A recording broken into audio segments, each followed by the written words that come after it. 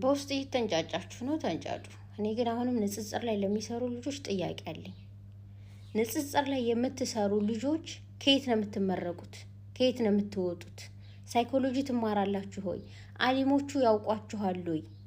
ከየት ነው የምትወጡት? መሐመድ አብዱ ሰይድ የሚባል ስም ስለያዛችሁ ብቻ ወጥታችሁ የሌላውን እምነት የሚተነኩስ ንግግር፣ ዱላ ቀረሽ ንግግር እየተናገራችሁ የሌላው እምነት ሪአክት ሲያደርግ ለዛ እናንተ ኃላፊነት ለምን አትወስዱም? ላለፉት 6 እና 7 ወራት እኔ ከስሩኝ ይሰማችሁ ነበረ። በጣም መጥፎ ማለት ዱላ ቀረሽ ንግግር ነው የምትናገሩት። ሴንሲቲቭ ፓርት መርጣችሁ ስታስቀይሟቸው ቆይታችሁ አሁን ላይ ይሄ ሰው የተናገረውን ንግግር መጥፎ ሆኖ እንዳይታያቸው አድርጋችኋል። ይሄ እናንተ ስራ ውጤት ነው። ግን ያኔ ላለፉት 6-7 ወራት እኔ ስሰማችሁ እየታዘብኩ የነበረው ለምንድነው ህዝበ ሙስሊሙ ዝም የሚለው? ለምን ዝም አለ? ለምን አጉምጉሞ ለራሱ አውርቶ ለምን ዝም አለ? ያኔ ለምን አልተጮኸም? ከየትኛው ተቋም ነው የምትወጡት? በዛ ላይ ደግሞ ይሄ እናንተ ከላይ ሆናችሁ ስታስተምሩ መጽሐፍ ቅዱስ ቁርአን ከፍታችሁ ስታስተምሩ ከታች ያሉ የሚከታተላችሁ የተለያየ አይኪው ያለው ሰው ነው የሚከታተላችሁ።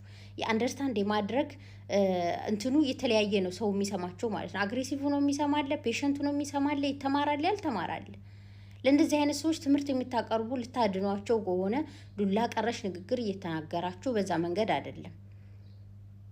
ይሄንን እሰቡበት። አሊሞችን በዚህ ጉዳይ ዝም ባይሉ ጥሩ ነው። ወደፊት ይሄ ነገሩ ወደ ጦርነት እንዳያመራ። ሀገሪቱ እኮ የራሷ ምስቅልቅል በጣም ብዙ ችግር አለባቸው። አሁን ይህን ጉዳይ ተጠቅመው ፖለቲከኞች ደግሞ ነገሩን አዙሮ የብሔር ጉዳይ አስይዘው ሀገሪቱን ለመበጥበጥ ቆመው ተነስተዋል። መነሻው ግን የኛ ልጆች ናችሁ። ስለዚህ ኃላፊነታችሁን ውሰዱ።